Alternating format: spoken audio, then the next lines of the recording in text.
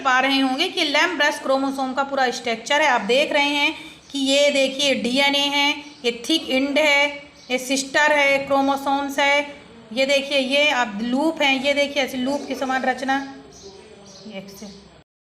इसके बाद आप देखेंगे पॉलीटीन क्रोमोसोम्स। गण डिप्टेरा में कई कीट जैसे ड्रेसोफिला कुछ विशेष ऊतक सामान्य इकाई कई गुना बड़ा तथा बहुत अधिक मोटे गुणसूत्र होते हैं जिन्हें पॉलीटीन गुणसूत्र कहा जाता है। देखिए पॉलीटीन गुणसूत्र जो होते हैं ये बल्बियाइन तथा काइरोनोमस नामक जंतु की सैल्वरी या लार ग्रंथियों में क्या देखा गया, इसे हम लार ग्रंथि गुणसूत्र भी कहते हैं। समानतः आप देखेंगे कि गुणसूत्र की तुलना गुणसूत्र के कई गुना अधिक बड़ा होता है ड्रेसोफिला की। ठीक है, समान गुणसूत्र की तुलना में गुणसूत्र कई गुना अधिक बड़े होते हैं। जैसे ड्रेसोफिला की पॉलीटीन गुणसूत्र की लंबाई लगभग 200 माइक्रोन होती है, जबकि इसे सामान्य गुणसूत्र की तुलना में 7.5 माइक्रोन होती है। ये गुणसूत्र कायिक कोशिकाओं के जोड़े में रूप में दिखाई देते हैं। गुणसूत्र के ऊपर अनेक रंग के बैंड पाए जाते हैं, कलर बैंड। दो बैंड के बीच में इंट्रा बैंड भी पाया जाता है। गुणसूत्र में एंडोमाइटोसिस क्रिया द्वारा जिस गुणसूत्र में क्रोमेटिड विभाजित होकर संख्या में बढ़ते रहते हैं। गुणसूत्र दो या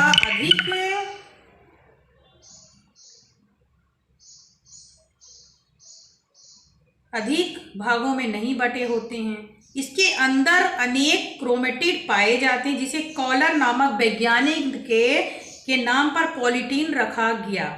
लार्वा के विकास की कुछ अवस्थाओं में गुणसूत्र के निचला बैंड इंट्रा बैंड किसी बिंदु पर फूल जाता है जिसे क्रोमोसोमल पफ या बल्बियाइन रिंग भी कहते हैं।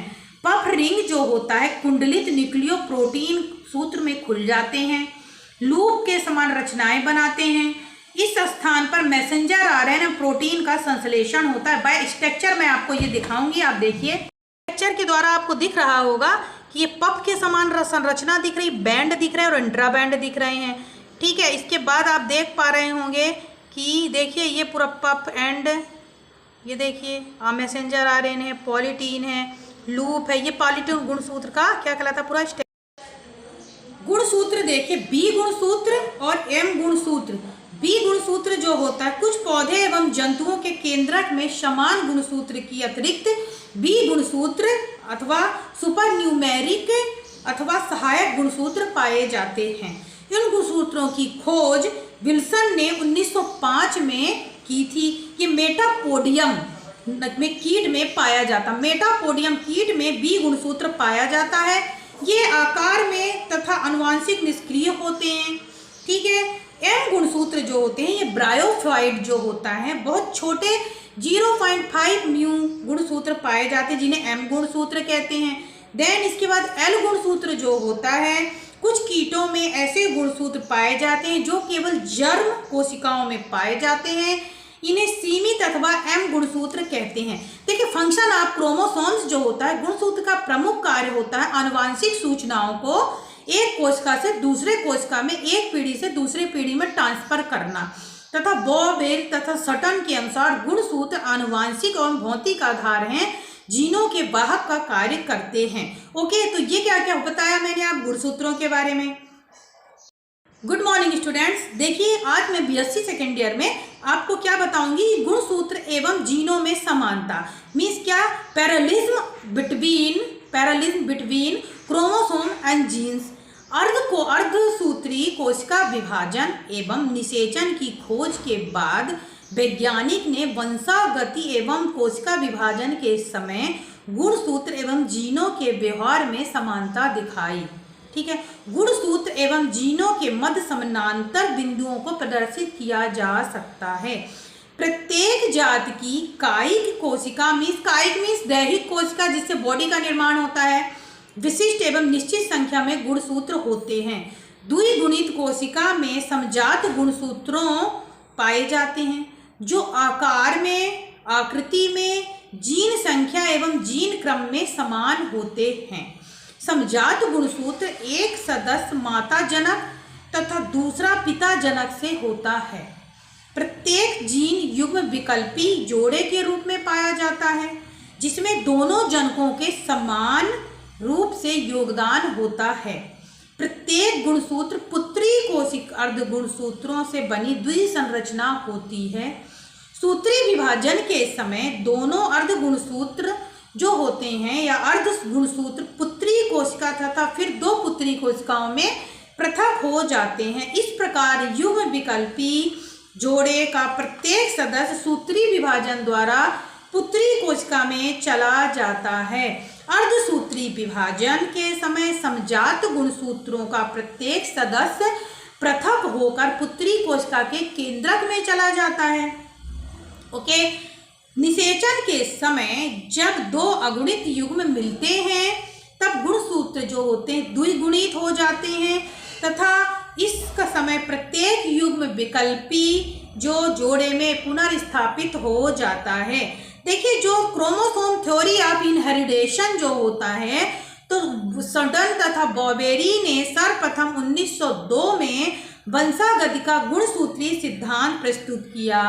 इस सिद्धांत के अनुसार मेंडेलियन के कारक तथा जीन गुणसूत्रों पर स्थित थे। अभी देखते हैं कि सहलंगता या लिंकेज। देखिए, linkage is the tendency of the two more genes live together in the same chromosome during genetics transmission। Okay, तो डेफिनेशन क्या बनती है कि सहलंगता दो या दो से अधिक जीन की टेंडेंसी यानी प्रवृत्ति होती है, जिसके कारण आनुवांशिक संचारण समय के साथ होता है। मेंडल द्वारा प्रस्तुत स्वतंत्र वहन का नियम केवल ऐसे दो या दो से अधिक स्वतंत्र लक्षणों की वंशागति को दर्शाता है। बेटसन तथा पुनेट ने मीठी मटर के ऊपर इसका प्रयोग किया था।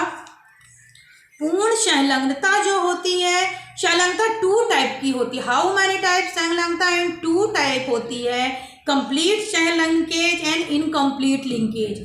अब देखेंगे कंप्लीट लिंकेज मीन्स क्या होता है। पूर्ण संलग्नता, तो संलग्नता की डेफिनेशन आपको समझ में आई। संलग्नता दो या दो से अधिक जीन की जो प्रवृत्ति होती है उसके कारण आनुवांशिक संचारण होता है। ये पौधे की प्रत्येक प्रजाति के लक्षणों में भी पाया जाता है। जंतुओं में भी गुणसूत्रों में जाइगोट में होता है। जब संलग्नता जीन के पुनर्योजन या रिकॉम्बिनेशन नहीं बनते, अर्थात जिन संलग्न जीनों में जीन विनिमय या जीन का चेंजेस नहीं होता, उसे पूर्ण संलग्नता कहते हैं। मतलब वो आपस में क्या नहीं करते हैं, क्रॉस नहीं करते हैं। ऐसे जीन के बीच पाए जाने वाली संलग्नता पूर्ण संलग्नता कहलाती है। पूर्ण संलग्नता मतलब जीन संलग्न, जीन विनिमय ना होना, क्रॉसिंग ओवर ना होना। जैसे ग्रे लॉन्ग और ब्लैक वेजिटल पंख वाली ड्रेसोफिला की मक्खी में जब करेंगे तो F1 में जो संकरण होगा लंबे पंख वाली ग्रे और ब्लैक पंख वाली छोटी पंख वाली ड्रेसोफिला प्राप्त होगी। जब इन दोनों में all non cross of gametes, हमने क्या बताया, क्रॉसिंग ओवर नहीं होगा, तो ग्रे लंबे पंख वाली और ब्लैक वेजिटल पंख वाली प्राप्त होगी टेस्ट क्रॉस कराने में, क्योंकि हमने कहा क्रॉसिंग ओवर नहीं होगा। अपूर्ण संलग्नता क्या कहलाती है? जब संलग्न जीन में कुछ पुनर्योज बनते हैं, रिकॉम्बिनेशन होता, जिन संलग्न जीन विनिमय होता है, तब हमें अपूर्ण संलग्नता कहलाती है। संलग्नता एक गुणसूत्र पर स्थित सभी संलग्न जीन एक संलग्न समूह का निर्धारण करते हैं। All like genes chromosome from the linkage group. Okay, जीवों के सभी जीन्स कई संलग्न समूहों को बनाते हैं। गुणसूत्र के सिद्धांत के अनुसार किसी जाति विशेष में संलग्न समूहों की संख्या जोड़े अथवा अगुणित संख्या के समान होती है। जैसे ड्रेसोफिला की 4 जोड़ी गुणसूत्र पाए जाते हैं, उसमें 4 ही संलग्न समूह पाए जाते हैं। इस प्रकार 23 जोड़े, 23 मनुष्य में, मटर में 7, मक्के में 10 संलग्न समूह होते हैं। जीवाणु में केवल एक संलग्न समूह पाया जाता है। तो मैंने आज लिंकेज के बारे में बताया, नेक्स्ट वीडियो में कल बताऊंगी। Thank you. Good morning students. देखिए, आज मैं BSc सेकेंड ईयर में आपको क्या बताऊंगी, गुणसूत्र एवं जीनों में समानता मीन्स क्या, parallelism between parallelism between chromosome and genes. अर्धसूत्री कोशिका विभाजन एवं निषेचन की खोज के बाद वैज्ञानिक ने वंशागति एवं कोशिका विभाजन के समय गुणसूत्र एवं जीनों के व्यवहार में समानता दिखाई। ठीक है, गुणसूत्र एवं जीनों के मध्य समानांतर बिंदुओं को प्रदर्शित किया जा सकता है। प्रत्येक जात की कायिक कोशिका मीन्स दैहिक कोशिका जिससे बॉडी का निर्माण होता है, विशिष्ट एवं निश्चित संख्या में गुणसूत्र होते हैं। द्विगुणित कोशिका में समजात गुणसूत्रों पाए जाते हैं जो आकार में, आकृति में, जीन संख्या एवं जीन क्रम में समान होते हैं। समजात गुणसूत्र एक सदस्य माता जनक तथा दूसरा पिता जनक से होता है। प्रत्येक जीन युग्म विकल्पी जोड़े के रूप में पाया जाता है जिसमें दोनों जनकों के समान रूप से योगदान होता है। प्रत्येक गुणसूत्र पुत्री कोशिका अर्धगुणसूत्रों से बनी द्विसंरचना होती है। सूत्री विभाजन के समय दोनों अर्धगुणसूत्र जो होते हैं या अर्धगुणसूत्र पुत्री कोशिका तथा फिर दो पुत्री कोशिकाओं में पृथक हो जाते हैं। इस प्रकार युग्म विकल्पी जोड़े का प्रत्येक सदस्य सूत्री विभाजन द्वारा पुत्री कोशिका में चला जाता है। अर्धसूत्री विभाजन के समय समजात गुणसूत्रों का प्रत्येक सदस्य पृथक होकर पुत्री कोशिका के केंद्रक में चला जाता है। ओके, निषेचन के समय जब दो अगुणित युग्म मिलते हैं तब गुणसूत्र जो होते हैं द्विगुणित हो जाते हैं तथा इसका समय प्रत्येक युग्म विकल्पी जो जोड़े में पुनर्स्थापित हो जाता है। देखिए, जो क्रोमोसोम थ्योरी ऑफ इनहेरिटेशन जो होता है तो सडन तथा बॉबेरी ने सर्वप्रथम 1902 में वंशागति का गुणसूत्रीय सिद्धांत प्रस्तुत किया। इस सिद्धांत के अनुसार मेंडेलियन के कारक तथा जीन गुणसूत्रों पर स्थित थे। अभी देखते हैं कि सहलंगता या लिंकेज। देखिए, linkage is the tendency of the two more genes live together in the same chromosome during genetics transmission। Okay, तो डेफिनेशन क्या बनती है कि सहलंगता दो या दो से अधिक जीन की टेंडेंसी यानी प्रवृत्ति होती है जिसके कारण आनुवांशिक संचारण समय के साथ होता है।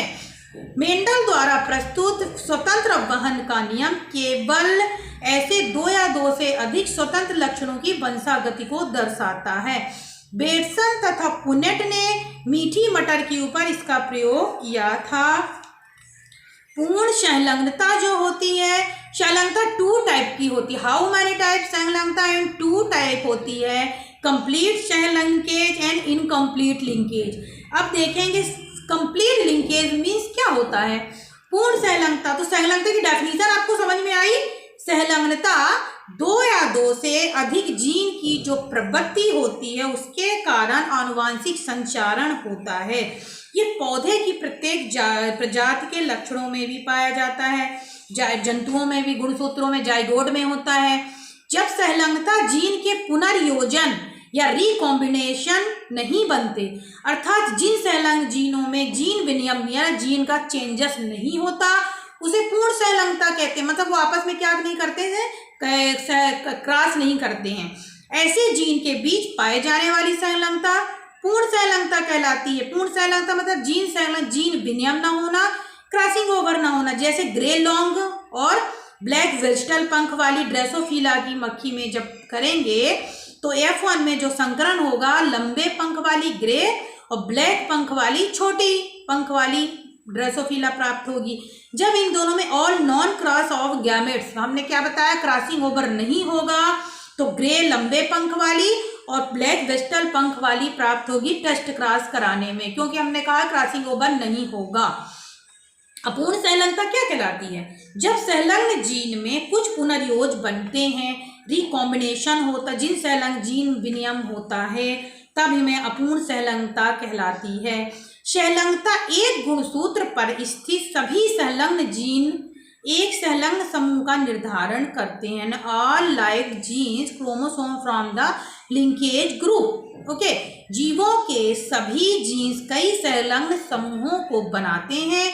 गुणसूत्र के सिद्धांत के अनुसार किसी जाति विशेष में संलग्न समूहों की संख्या जोड़े अथवा अगुणित संख्या के समान होती है। जैसे ड्रेसोफिला की 4 जोड़ी गुणसूत्र पाए जाते हैं, उसमें 4 ही संलग्न समूह पाए जाते हैं। इस प्रकार 23 जोड़े, 23 मनुष्य में, मटर में 7, मक्के में 10 संलग्न समूह होते हैं।